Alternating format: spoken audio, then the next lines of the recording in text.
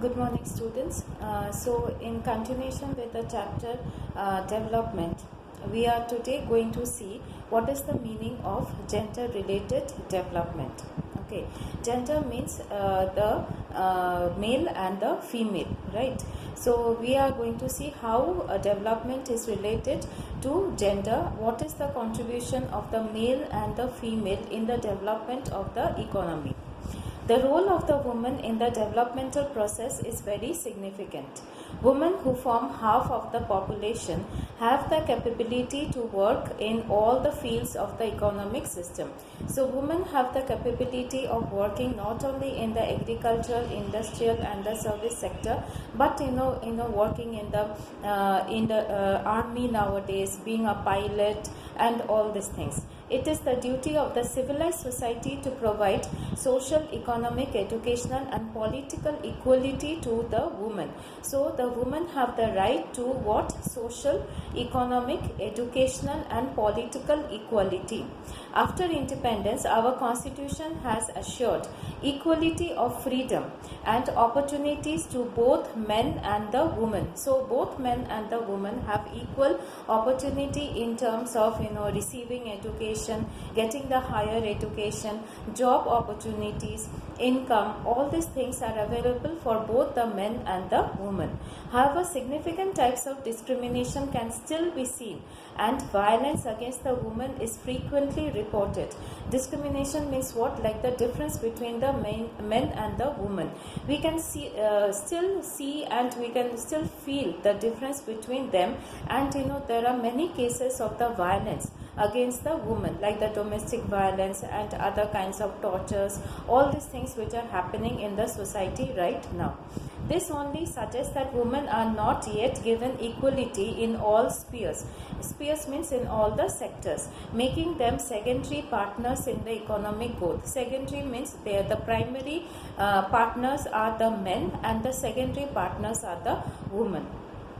Gender discrimination may be seen in various dimensions of the Indian society, economy and the polity. So in the society also you will see the difference between the men and the women, economy as well as the polity. Now let us see how it is, how is it happening.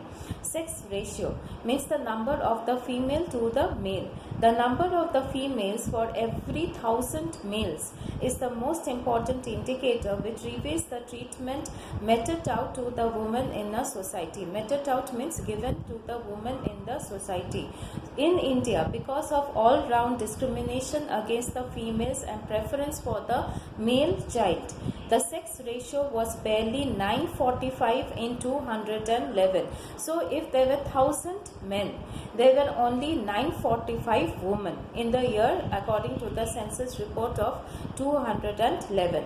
What is worse is it is still lower in the child 0 to 6 years population. So the sex ratio, which it is very less between the range of 0 to 6 years. So there are more male child given to the female child. Similarly, the literacy rate among the women was 65.46% in 2011 compared to 82.14% among the men. So the literacy rate is also very less among the women compared to the men. It is only 65.46%, whereas the men have 82.14%. So there is a huge difference. This is so because even today some people think women do not need education, and in some places adequate schooling facilities may not be available. So still the people are of the mindset that women do not need education, no need of going to the school and the colleges, and therefore they do not send the girl child to the school. If you look at the workplace, women mainly work in the unorganized activities, that is agriculture, construction, small scale industries, etc. So where do the women mainly work?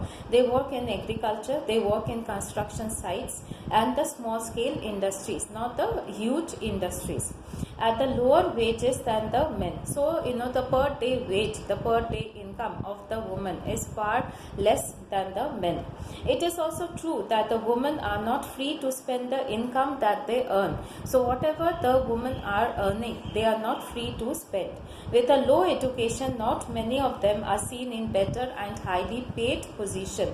So very less women go to the top, and they have they are unable to get the salary, or they are unable to get the education which they should have done.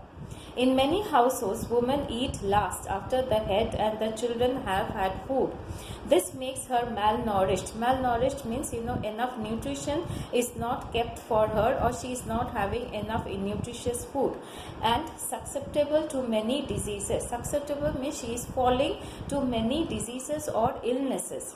With low nutrition but compelled to doing heavy work makes her to fall sick often, which is usually ignored by the men folk. Folk means the men people. They usually give the heavy household duties to the woman, and they are not getting enough nutritious food. So they are often sick, and it is often ignored by the people in the house.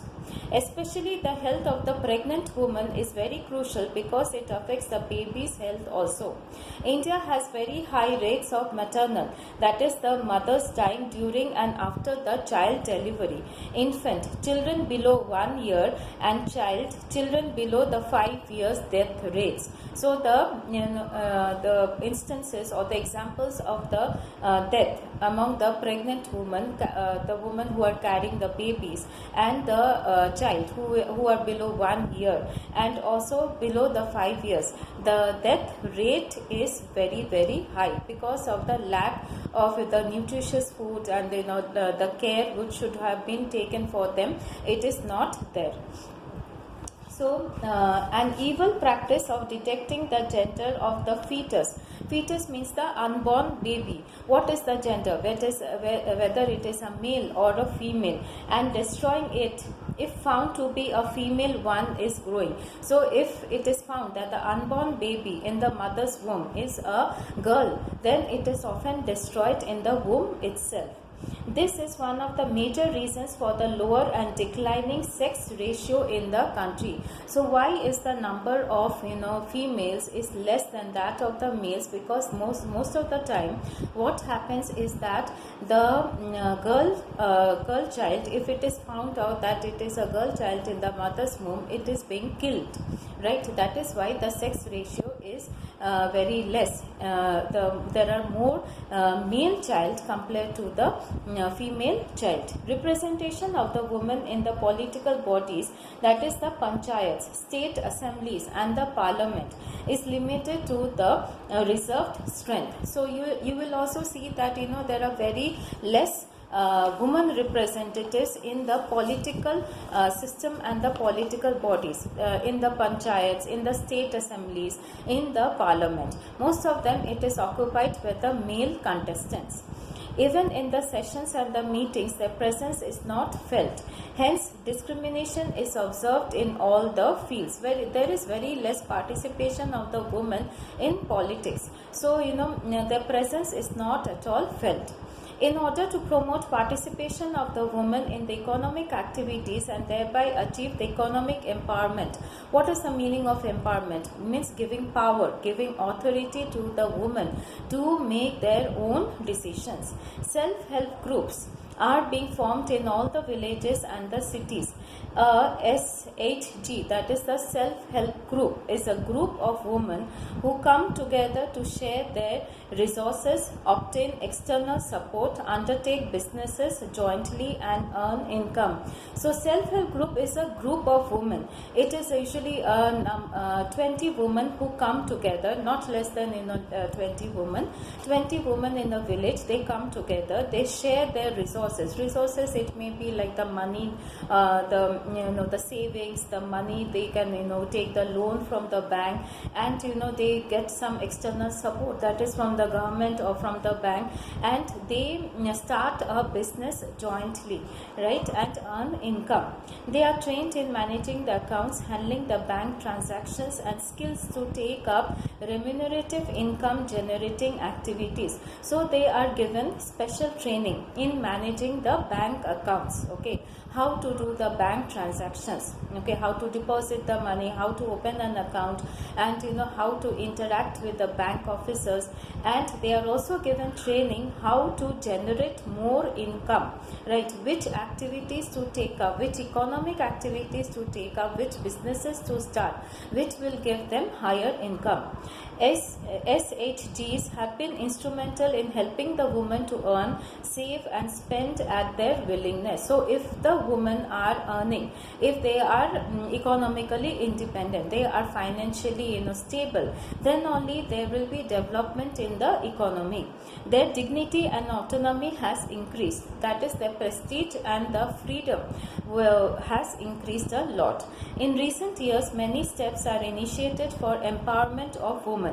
Empowerment may be described as an expansion in people's ability to make strategic life choices in a context where this ability was previously denied to them. So what does empowerment means? Means the expansion in the people's ability. You are increasing the ability of a woman and giving her enough power and the authority to make her own important life decisions, where this ability, where this this power was previously denied to them. For example, you will see when a girl which school she will go, which college she will go, whom she will get married, what job, or if at all she does any job, all these were decided by the father, and after the marriage it was decided by the husband.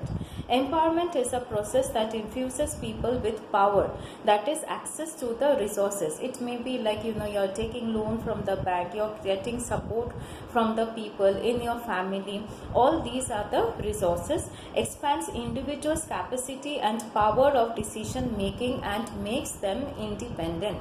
Autonomy means making them independent. Many laws have been enacted to curb violence against the woman at home and at workplaces to guarantee equal wages. Whatever the work both the men and the women are doing, both are entitled to getting the equal salary or the wages. Providing reservation of seats in the elected bodies.